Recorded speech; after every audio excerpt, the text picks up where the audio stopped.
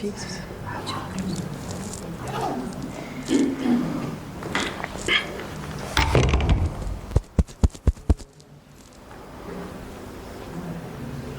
Hello everyone. Thank you so much for joining us today. Before we start, on behalf of Maritime Museum Tasmania, I would like to acknowledge and say that we respect the Palawa Pakana peoples as the traditional and ongoing owners and custodians of the skies, lands and waters of Lutruwita. We pay respect to the elders, both past and present, and acknowledge that sovereignty has never been ceded. Thanks for being here. Today we're joined by marine scientist and underwater photographer Matt Testoni for a talk on one of Tasmania's most endangered marine species, the Maugean Skate. I have to say with a bit of French accent because, found only in Macquarie Harbour, this ancient animal is now at serious risk due to habitat loss, low oxygen levels, and industrial impacts. Matt will share insights from his research and conservation work and show how we can all help protect this unique part of Tasmania's natural heritage. Please join me in welcoming Matt Testoni.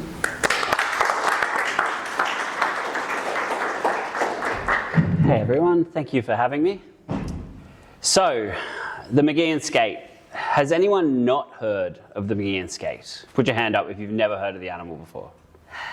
All right, good. We're on a good footing. So most people in Tasmania have no idea what the Maugean Skate is. Here we've got one of the only photos that we really have of one underwater. Unfortunately, I didn't take this, but a friend of mine did. And they're just a really elusive kind of species. And so what I'm going to do is I'll tell you a little bit myself, so you're like, oh, why should I listen to this guy? And then I'll tell you a little bit about the skate, and then a little bit about the issues that it's kind of facing. And then we'll have plenty of time for questions, because I'm sure there's hopefully be a few questions about this awesome marine animal. So my name's Matt Testoni. I'm an underwater photographer and a marine scientist. I do a lot of different science communication things. Here are a few of my favorite photos. This is my favorite style. One of the ones you might recognize is the one in the middle, and that's actually a spotted handfish with eggs.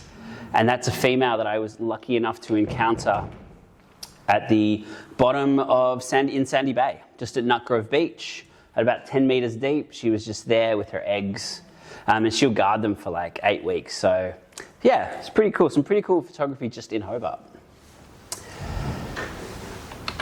I also do a whole bunch of, as I said, science communication stuff. So I'm a podcast host. I have a podcast. Unfortunately, I don't have a Maugean Skate episode, but I do have a whole bunch of other episodes about different animals. The podcast is called Sea Creatures. And I'm also a game developer. So in conjunction with IMAS, we've made this game about how to sustainably fish in Tasmania with all these cool Tasmanian species. And then I do a whole bunch of other stuff, I'm also a dive instructor on the Tasman Peninsula and different things all around that. I also work for organisation Environment Tasmania part-time, where we do advocacy work for different marine animals.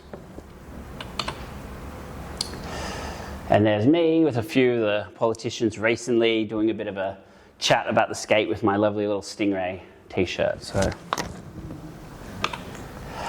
All right, so what is the Maugean Skate? So skates, if no one's ever heard or doesn't understand where skates fit in the kind of biology realm, you've got a group called elasmobranchs, and they're basically fish, but instead of bones, they have cartilage. And that encompasses most sharks, or sharks as we call them, rays and skates. So you might hear everyone refer to sharks and rays. In reality, it should be sharks and rays and skates, is what people say. Skates are kind of that forgotten cousin of the sharks and rays. So, unlike sharks are a bit complex with how they produce their offspring, but in general, rays, the big difference between rays and skates, because you can see sharks up here, pretty obvious what a shark is. A ray and a skate, they look quite similar. And one of the things that you can kind of use to tell is, sometimes it's the shape of the head, Often a ray has a more rounded head, especially in Tasmania. But one of the big differences is their eggs. So rays give birth to live young. You might have seen cute little baby rays in different photos and stuff, and they've just popped out, or manta rays give birth to live young. The difference, even though they look similar, skates don't give birth to live young. They lay eggs, and these eggs are called mermaid's purses, or a purse. If anyone went to Dark Mofo and put their fears in the Maugean Skate Ogga Ogga that was up, those things that were hanging around the skate where you put your fears were actually the purses, or the egg sacs of the skate. So I highlight that because it's a really important thing to remember as we go through the story. So remember, they lay eggs, and of course, where do you lay eggs when you're a marine animal? On the seafloor. So yeah, as I said, when you come across an animal down here, and you think of skates and rays, you'll probably think of the big ray you see at different piers, and these are called smooth rays. They've got a really big head, they're black, they're really circular, so that's a smooth ray. There are always different names for them, but smooth ray or bull ray, and they've got a big spike on the end of their tail. Then you might also see another kind of big ray, which is actually a skate down here in Hobart and all around the coast. And that's the thornback skate or the Melbourne skate. They're the two kind of dominant skates we have around here. So I highlight this just because often what happens is someone calls me up and they go, I just saw a Maugean skate in Hobart. I'm like, no, I don't think you did. I think it might be a thornback skate, or I think it might be a Melbourne skate. And there are a few little subtle differences, but it's really hard to tell them apart unless you kind of know and you see them side by side. The other big thing that you can notice is that skates don't have a barb on their tail. So not all stingrays do either, even though they're called stingrays or rays. Not all rays have a barb, but some rays do. And they can inflict damage. We all unfortunately know the Steve Irwin story. So while I swim with them all the time and they're not dangerous, you really do have to just be a little bit cautious. Whereas skates, they have a really big fleshy tail. So you can see here, really big fleshy tail, and they don't have spikes at all. So skates are totally harmless when you come across them. So what is the Maugean skate? So while we're talking a little bit of biology, we can see this is a drawing my friend did, obviously. But it's really good because it has that really slender nose. And that's one big difference between all the skates and the Maugean skate, is it's got this longer kind of nose, and it's quite a sensitive, fleshy nose. And like one way, not that you're going to be able to do this when you come across a skate, but if you shine a light along the nose of the skate, it'll actually come through see-through, and you'll be able to see the color on the other side, whereas most skates, that's not the case. So it's got a really fleshy membrane. They are endemic to Macquarie Harbour, so that means they're found nowhere else on Earth. They're found in one harbour only, and they reckon about 77 million years old. So they've been around when T-Rex was taking its final strides on the planet. The Maugean skate was in Macquarie Harbour doing its thing. So they're a really, really ancient species. What makes them really cool is that they are the world's only skate/ray that can permanently live in brackish water.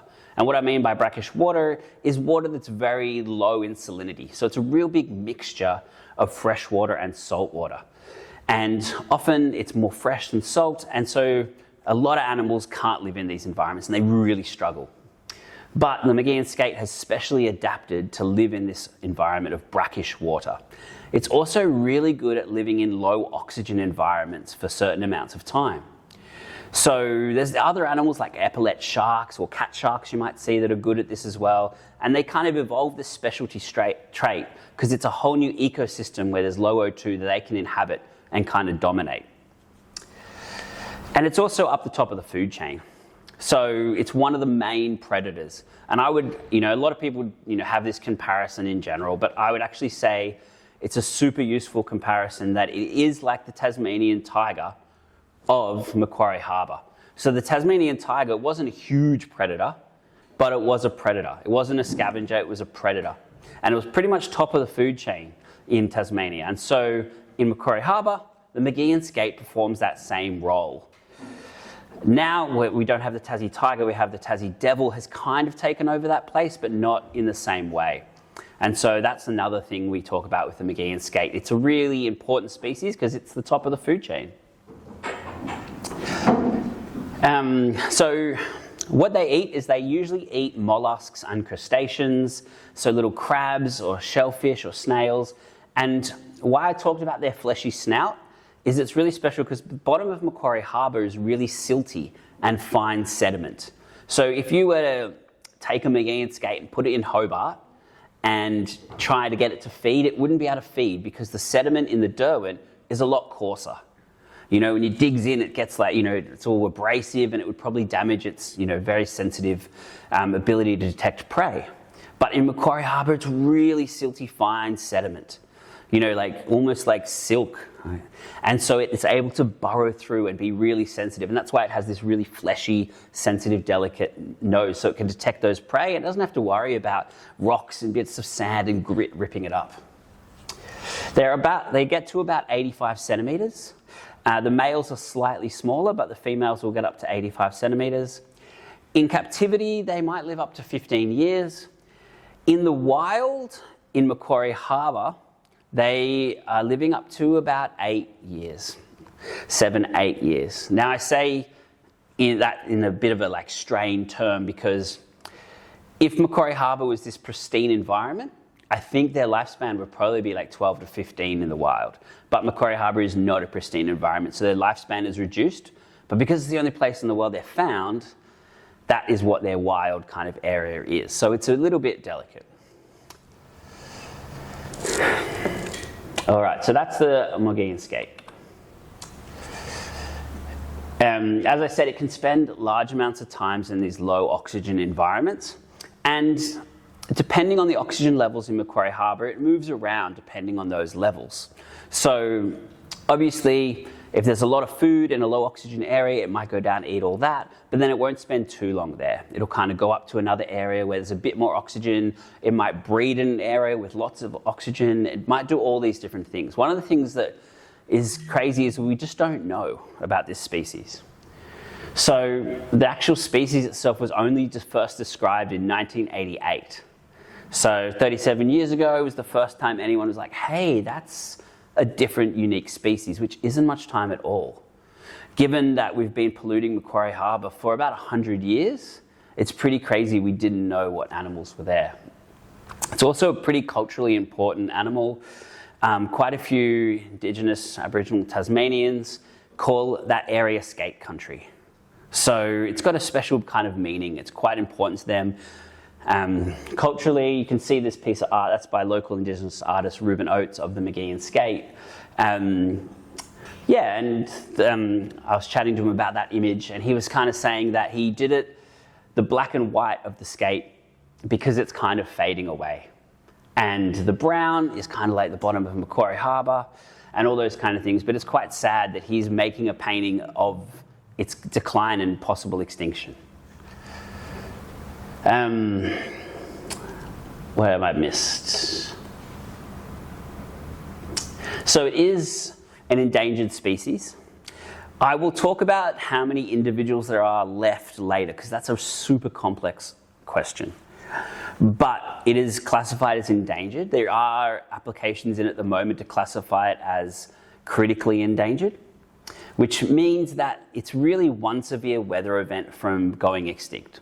So if this time next year, in next summer, a marine heat wave comes through, goes really bad, then it'll be goodbye skate. That's how dire the situation kind of is at the moment. So it's really ecologically important, culturally important, but its extinction is potentially imminent. So where does the Maugean skate live? Macquarie Harbour. So Macquarie Harbour is a really, really unique environment. It's like nowhere else on Earth, literally. And what makes Macquarie Harbour really unique is that we can kind of see these two photos. And if you ignore the fish pens for the moment, what you'll see is that on this one here, there's that light blue water flowing across the top, and on the other side, you've got dark blue water coming in. And so because Hell's Gates, which is the entry to Macquarie Harbour, is really narrow, what that means that all that water has to come in and out of that gate during tide, so it gets some pretty crazy weather. Now that's really narrow, it's not really that super deep either, so a lot of the water doesn't move around. Now, what happens is a lot of fresh water comes in. A lot of fresh water comes in across the top and just skims across the top and goes straight out. During the right conditions, Macquarie Harbour sometimes recharges, and that's when marine water from the ocean, which has got lots of oxygen in it, kind of comes in and re-oxygenates the area. But you can see, if there's too much fresh water flowing in this light blue, it's just going to push right over the top, and it's not going to get any marine or ocean water in. And it's not mixing really at all in this bottom part of Macquarie Harbour. And so this is where the oxygen becomes quite low. It becomes quite a low oxygen environment. The other thing to note about Macquarie Harbour is it's got two big rivers, the Gordon and the King River, both flow in there. And I'll talk a little bit about that in a minute, but that's where these flows are coming from. So, special place, no other habitat in the world like Macquarie Harbour. And that fine sediment as well. There's no seaweeds in Macquarie Harbour. It's all just silt and this really special ecosystem. So, the biological challenges.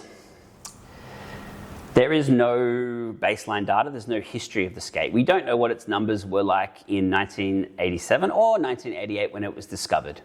It's only really been surveyed in the last couple of decades. We just have no idea what the numbers were or any of that data or where it lived or what pristine conditions are like for the skate. So it's very research poor. Considering most animals, most marine animals you'd come across commonly, big animals in Tasmania have been known to science for 100, 150 years and studied a lot, and like the Tasmanian devil we know heaps about. We probably know more about the Tasmanian tiger than we do about the Maugean skate. It only has a small window to breed as well. So I said the skate lives up to 15 years in captivity. In the wild, it's like 7 to 8 years. Obviously, these numbers, it could be 9 years, it could be 7. It's hard to really pin that down because we don't know exactly.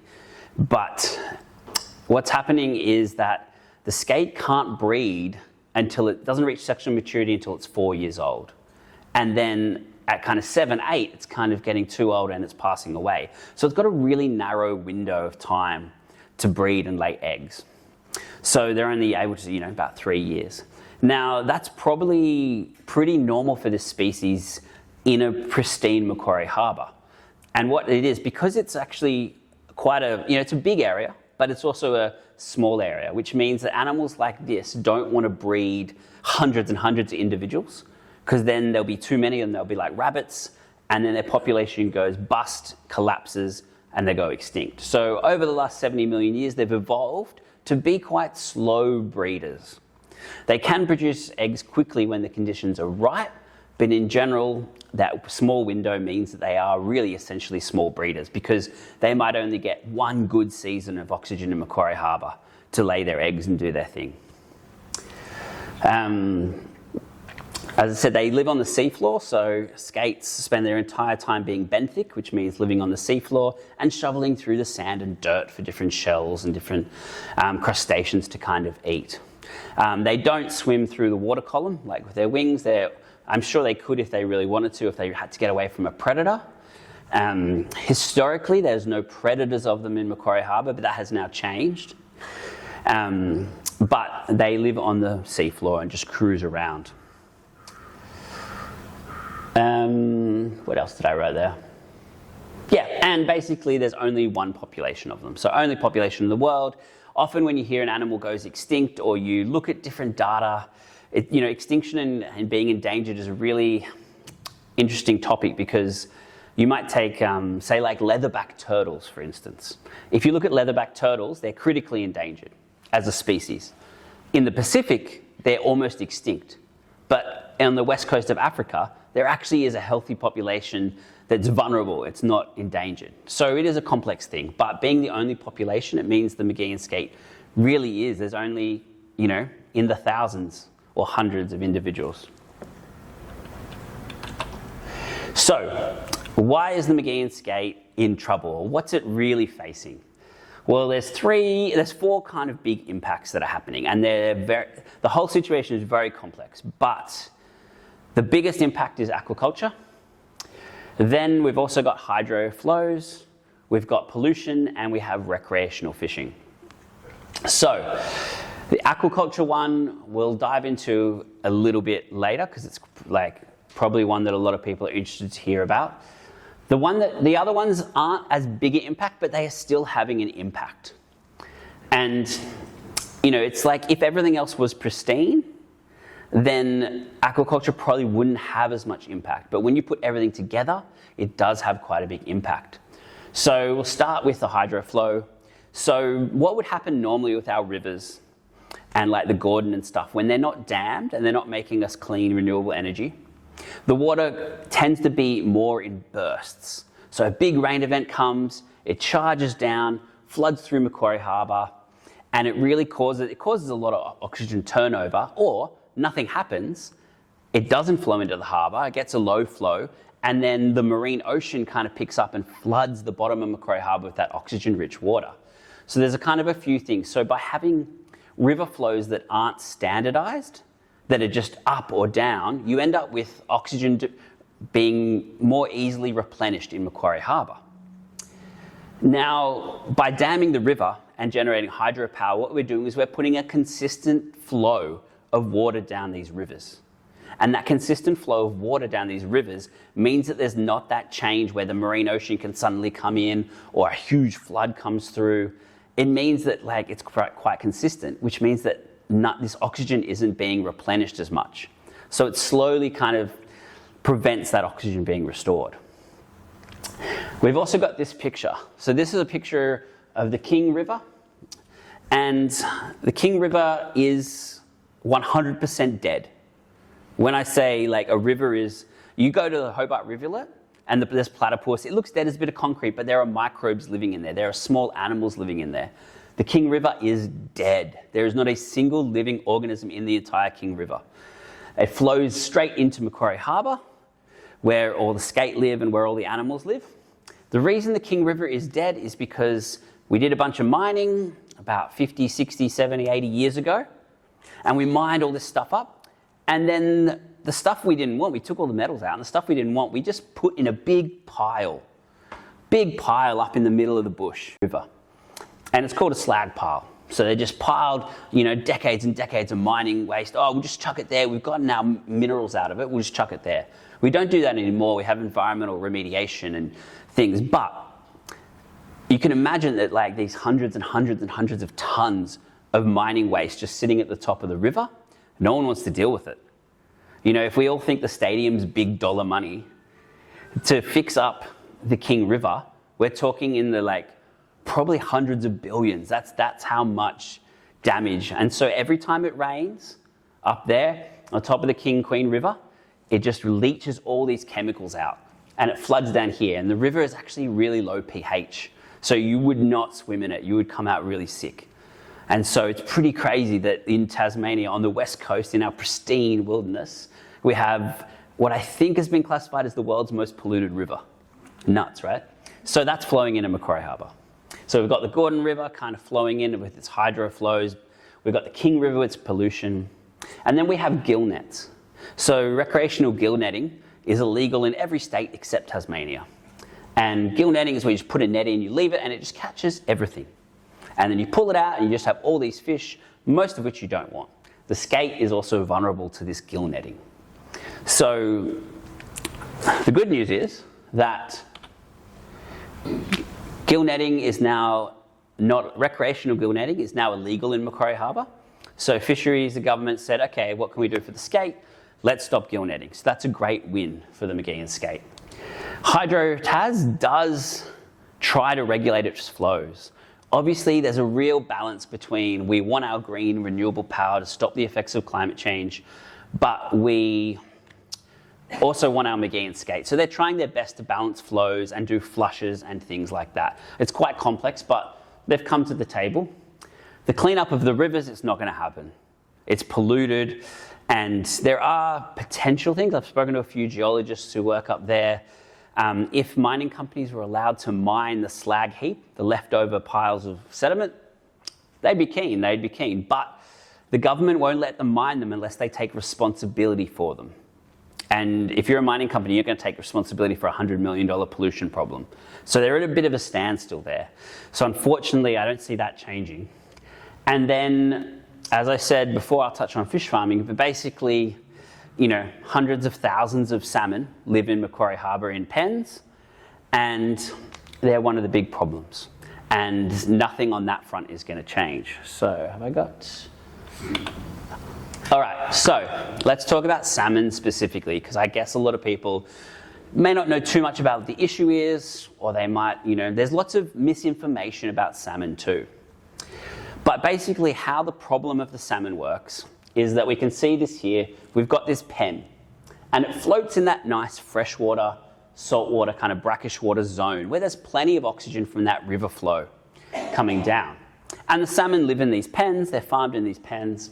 Now, when salmon poop, the poop drops to the bottom of the seafloor. Now, if you're out in an area with high flow, that poop probably gets scooped away, all those kind of things. But in Macquarie Harbour, where there's very little flow, especially with how Hydro-Tas does the water across, as we can see here, it kind of blocks that inlet of the ocean water. So this one's reversed to the one I was talking about previously.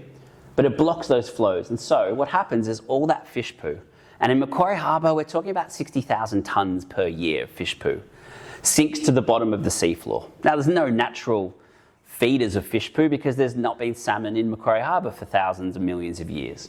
So all of a sudden, what we've done is we've decided to dump 60,000 tonnes of poop into the harbour each year. Now, because there's no flushing, that poo just kind of sits there. Now, what happens when poo kind of breaks down is it sucks oxygen out to break down. Right? So you need to have oxygen and it breaks down. So what's happening is as that poo hits the bottom, it breaks down, microbes kind of eat it, consume it. It actually sucks even more oxygen out from an environment that's already low oxygen. So we end up with a very, very, very dead zone. So now the skate can survive some of these zones a little bit, but only temporarily. But now what I want you to remember is, where does the Maugean skate lay its eggs? It lays them on the seafloor. And eggs actually need respiration to survive. So we're getting only about less than 20% of Maugean skate eggs surviving. Even though there's no predator eating them, nothing's consuming them, they're just being starved. They're just dying of oxygen on the bottom of the harbour. Now, I say predator, I'll come back to that with, I said that there's naturally no predators of the Maugean skate in Macquarie Harbour, or there weren't. But what does fish farming bring with it? Very big, aggressive, and hungry seals. And that means that the seals come in, they try to get the salmon out of the nets, it's an endless battle. And then what happens is they're like a bit bored or they're a bit hungry, and they'll be like, oh, what else can I eat around here? So they might find a nice tasty Maugean skate without a barb to defend itself. That just kind of swims along with a nice big fleshy fatty tail. It sounds like good seal food to me. The other issue is on the opposite side of predator is you've got lice. So salmon can get lice and seals can get lice, and they've brought them into the harbour. And now they're starting to find Maugean skate have also got lice, but they've never seen lice before, so they're not adapted to them. They don't know how to fight them, so they're getting quite sick. Now, these are just the facts that I'll lay out, and you can ask me more about stuff. And the first thing I'll say is talk to multiple people. Don't just take what I say is fact, but don't just take that. Do your own research as well. But from my point of view, the issue with Macquarie Harbour is you might say, oh, why don't you just move the salmon elsewhere? Why don't you farm them somewhere else so they're not impacting our Maugean skate anymore? Well, if I was a salmon farmer, I'd be like, no way, Macquarie Harbour is the best place to farm salmon. And the reason is that salmon need a freshwater bath.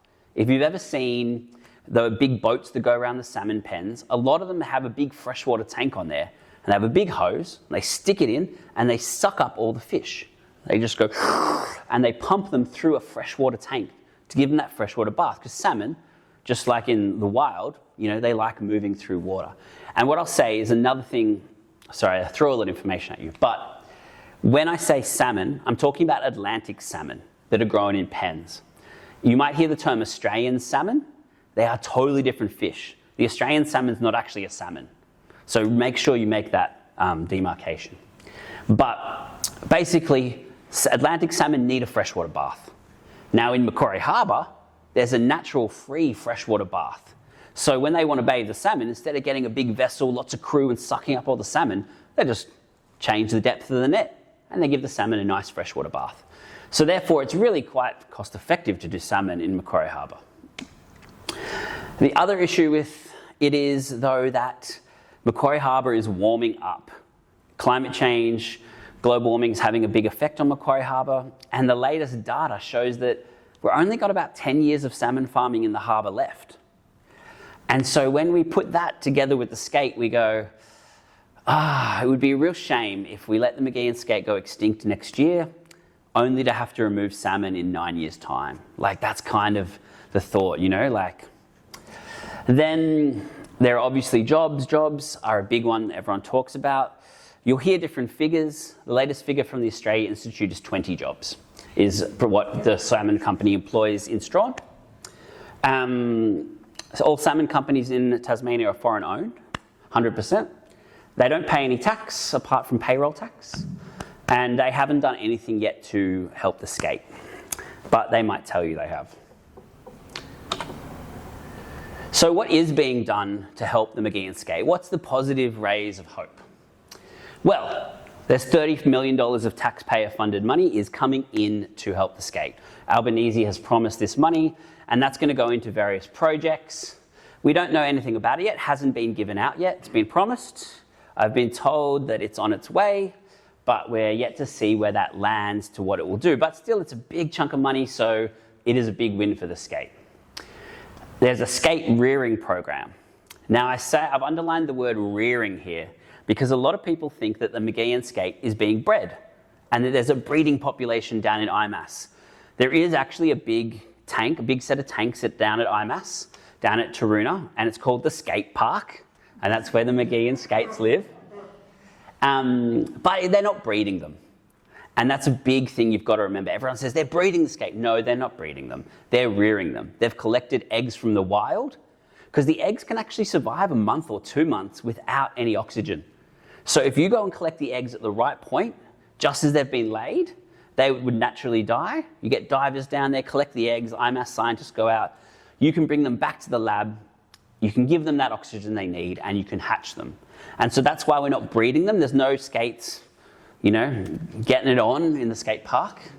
There's only skates that are being hatching out of eggs. So it's a rearing program. It's not a breeding program. So if the skate goes extinct in the wild, there is no backup population at IMAS. That's it. So why they're rearing them is they're rearing them so that when they're ready to release, when the harbour is healthy, they can put them back and they can bolster that population. So it's a population bolstering. To this date, no skates have been released back. They're just about 120-ish skates are in the skate park. Unfortunately, they're mainly from the one hatch group. So they're kind of all, I think, half brothers and sisters. So not great for genetic diversity. There is population monitoring. So, and you can see, so up the top is one of the skates in the skate park in a lovely little tank that looks nothing like its natural habitat. So there is population monitoring. The scientists go out regularly, and that's state government money that funds that. They go out regularly and they monitor for skate populations. And they do this mainly by putting nets out. And they put the nets out, and then they bring up the net and there'll be a skate in there. They'll tag it, they'll know what number it is, they release it again. So there's no way they can drive around and be like, oh, there's a skate there, skate there, skate there, and count. It's all netting. There's a team of about 12, 13 scientists at IMAS working on the Maugean skate. They work on other things as well, but that's really cool, really exciting. And there's this big lovely thing at the bottom called an oxygen barge. Now, I've got question marks next to that because it is a contentious issue. The first thing I will say about it is that we lease the Tasmania, or the IMAS, and thus the Tasmanian government lease this barge off Huon Aquaculture. So it's a salmon barge we pay the salmon companies for this barge. It's got a whole bunch of big diesel generators on it that run 24/7, and they suck up water from Macquarie Harbour and they pass it through, get lots of oxygen and pump it back down. Now, there isn't any data or evidence as to whether it helps or whether it doesn't help. We don't know.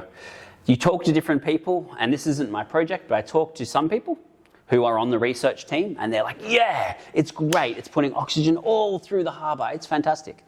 Then you talk to others, and they go, what, the bubbler? And they say it has no effect. And that's just not people in the field. That's scientists who model this stuff. Some scientists who model it say, yeah, I can see the plume of oxygen. Some scientists say no. So, it is also unproven. We don't know what it does. So that's what's happening with the Maugean Skate for what's being done. Now, this graph here is the most important graph that has come out about the skate. And it's quite a little bit hard to understand, but it really shows you the data the best. As you can see, the colour relates to the year the skate was caught, and the bottom line is the year it's hatched.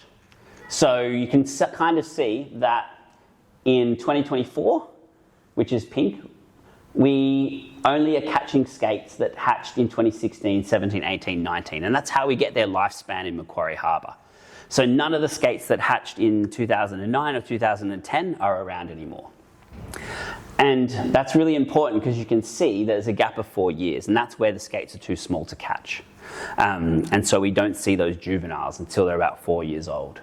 But we can see that the trend is kind of going down, and that if the skate doesn't have a reproductive period in that 4 or 5 year period, the population is at a cliff. So that's the real issue. The issue isn't about the number of individual skates and how many individual skates are left. The issue is how many breeding cycles can happen, or how many offspring are laid. Because what we might find is that we have 2,000 skates in Macquarie Harbour, and we go, yeah, that's great. We've got 2,000 Maugean skates there, it's up 1,000. Now, in that 3 year period, if they don't breed, they're extinct. It's done. So it's not a numbers game. We need to have them doing consistent breeding, and that's the big problem. So what is not being done? As I've said, there's no river cleanup plan in existence. It doesn't happen. There is no funding earmarked past 2026. So right now, the skate park is funded to the end of 2026, the research, or everything is funded to the end of 2026. There's been no commitment, nothing for future funding. Now, often what happens is 6 months out, the government steps in and goes, yeah, more funding.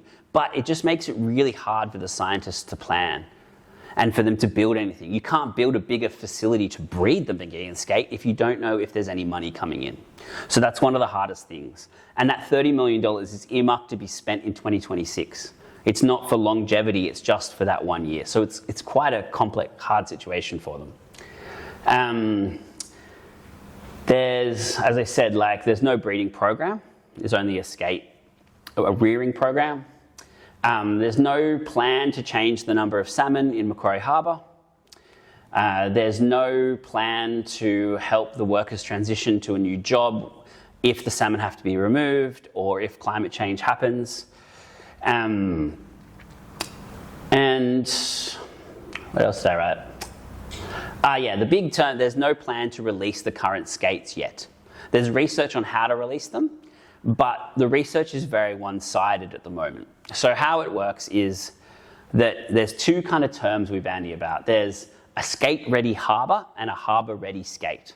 So what we're doing at the moment is we're doing a harbour-ready skate. So we're researching how to put the Maugean skate back into Macquarie Harbour. Because right now in the facility, it's on 100% O2. It's having the time of its life. It's in perfect conditions. But Macquarie Harbour is not that. So how do we get those kind of skates ready to go back into the harbour. So that's the first bit of research that's being done. The second bit that's not is a skate-ready harbour. So a Macquarie Harbour that is ready to receive the Maugean Skate. There's no research being done on that, and there's no information on it. So that's really hard. So, if you want to help the Maugean Skate, what can you kind of do? Well, the biggest thing I say is talk about it. You know, tell your friends, talk about the issue, communicate about it, ask questions, you know, consult different people. Don't just take my word for it. Don't take the internet's word for it. There's so much misinformation about the skate from everywhere. And I say that with a hat of a scientist, not a hat of an environmental campaigner. So in the same report, you will hear you'll hear environmental campaigners say one thing from the same sentence that aquaculture specialists will say, and they'll flip that sentence. Now, the environmental campaigners aren't always correct, and the aquaculture aren't always correct. So that's the big problem, is it's very hard to actually find the truth of what's happening. Ask more to be done. Ask for the government to do more. So the state government gave a couple of $1 million for the skate rearing program. You know, we often don't know about that the federal government isn't paying for the rearing program, the state government is. So just writing to the environment minister, whoever that's going to be, and asking, you know, being like, oh, I'd love to see the skate funding, or what are you doing for the skate? That kind of stuff really makes a difference. And yeah, as I said, remember that like this is a lot of money, and I'm not talking about millions, I'm talking about hundreds of millions of dollars are at stake if the skate is to survive or disappear from both sides. You know, if we have this big extinction, we risk damage to the brand that is Tasmania, environmental, bespoke. If if the skate like doesn't go extinct, or we have to remove aquaculture to keep it alive, we keep that bespoke image, but then the salmon company is going to lose hundreds of millions of dollars. So there's a lot of money at play, which is why facts can be really hard to come by, which is why misinformation is rife. And yeah, so as I said, have conversations, do art. One of the big things we encourage people to do is do art. So that's the Ogga Ogga that was for Dark Mofo, the Maugean Skate Ogga Ogga, which is really cool. But you know, doing art of the skate, drawing pictures, doing pottery of them, all these things create and cement it in our mindset and make everyone want to save it, because it becomes part of our identity. And yeah, letters, pressure, conversations. And I've got a few common questions, which I'll kind of tick off the box now, because I know someone's going to ask them. The first one is, what about Bathurst Harbour? So everyone loves to say this, but like, this is the one thing I hear most when I talk about the skate is, oh, but they went extinct in Bathurst Harbour, so surely it's natural. Well, it's complex. First I'll say, yeah, they're extinct in Bathurst Harbour, which makes it all the more important to save the ones in Macquarie Harbour, because it's the last spot. So just because they went extinct doesn't mean we should just be like, oh, they're a waste of time, right? But the ones in Bathurst Harbour, so the skate was first identified in 1988, right? Then in 1991, they caught a few skates in Bathurst Harbour, and they identified them as Maugean skates. Now, whether they are Maugean skates or not, the scientists won't agree on. Some of the scientists on the trip say, yeah, it was a Maugean skate. Others who've seen the samples go, no, that's not a Maugean skate. So it's written as a Maugean skate, but we don't actually know if they were actual Maugean skates or not. There is a good chance, just like that story I told earlier where someone calls me up and goes, I saw one in the Derwent, that they weren't. They were just Thornback skates or Melbourne skates. So one, we're not 100% sure. There is a little bit of DNA, and it's fragmented DNA. So it's nothing you could testify in court to. If you called up that DNA expert in court about a murder of the Maugean skate in Bathurst Harbour, it wouldn't sit. There's a little bit of evidence there or there, but decades and decades ago. They might have just been a real vagrant population. It might have been a totally different hybrid species. We just don't know. There's no data, and the data was lost, and we never saw another one after that first voyage in 1990 when they had just discovered it. And as a scientist, I know that whenever I'm underwater, I'm diving and someone finds something rare, they always come up and they tell me they saw a rare handfish. I'm like, no, you didn't. It's just another kind of animal, or it's a spotted one. Like, people want to see these things, and so they're like, yeah, that's it. But it's not always that way. Reduction versus removal. So that's salmon. So at the moment, we've got the 60,000 tons of salmon poo, hundreds of thousands of fish. Now, is the solution to remove the salmon, or is the solution to reduce the salmon? All the environmental groups, the one I work for included, say they want removal. Now, personally, I think that reduction would also help, but the reason why you see a lot of politicians especially ask for removal is because they're wanting a bargaining pitch. They want the opposition to come to them and be like, oh, what if we do half? And they'll be like, good. And then we get half removal. So that's kind of why we see these different numbers bandied about. But any reduction in salmon in Macquarie Harbour is going to help the Maugean Skate. And that's pretty much a fact. So yeah, when you're talking reduction, removal, different things. The one thing I will say, and this may not be super popular amongst like people in the different environmental groups though, is that there is a big risk if we remove the salmon straight away from Macquarie Harbour that the skate still goes extinct. And that's because the damage has already kind of been done. So that's why I keep saying a skate-ready harbour.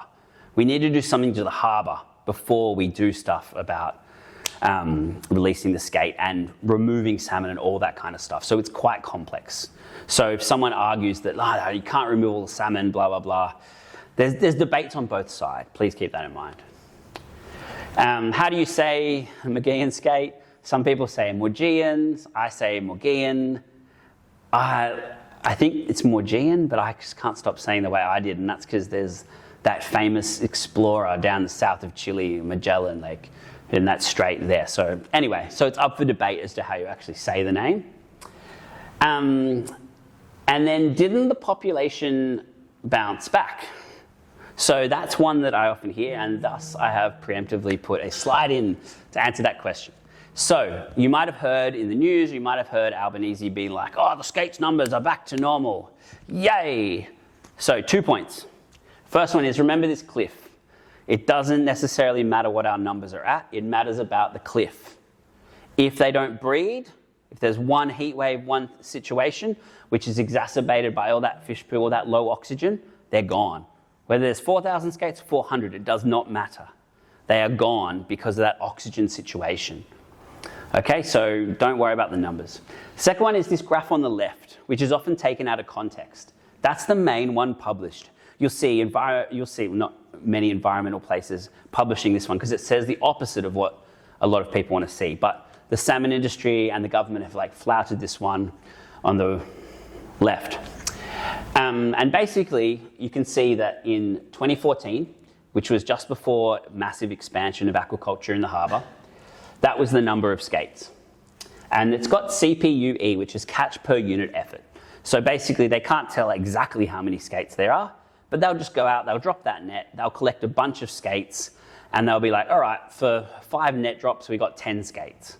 If they come back the next year, they do 5 net drops, they get 5 skates, we know there's a reduction. So that's kind of there. And you can see there's also error bars. And those error bars kind of tell you how up or down the skate it could be, how wrong the scientists might be. And so then we chart it to 2019, 2022.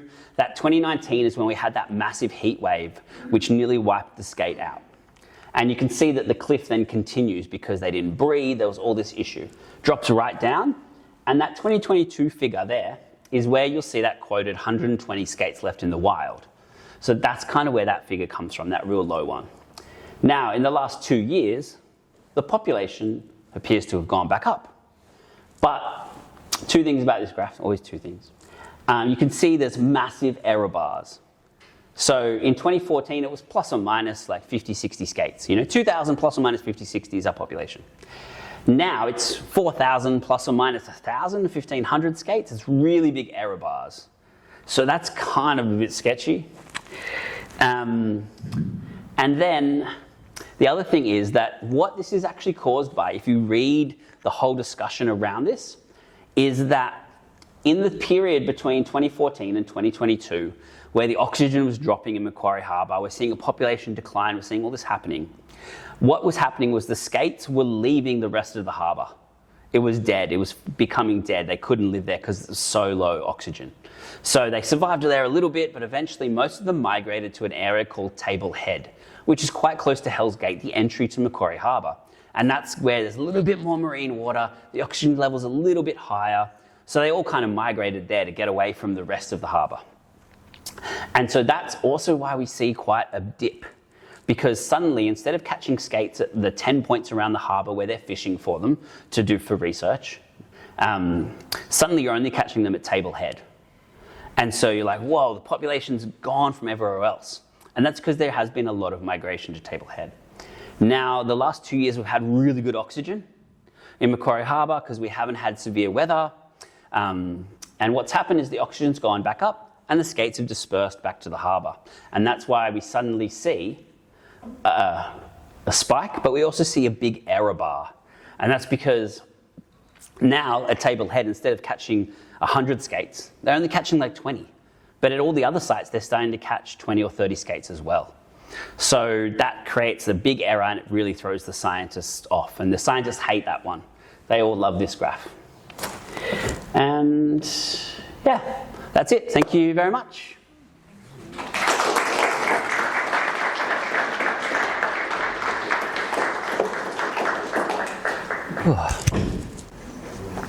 Thank you so much. It was so interesting. And thank you for making the facts, simple. Yeah, sorry. It's hard to not be, biased or have a passion in one way or the other, but It's pretty concerning. yeah, it is. It is pretty concerning. Do you have any questions? In Bathurst Harbour, has any other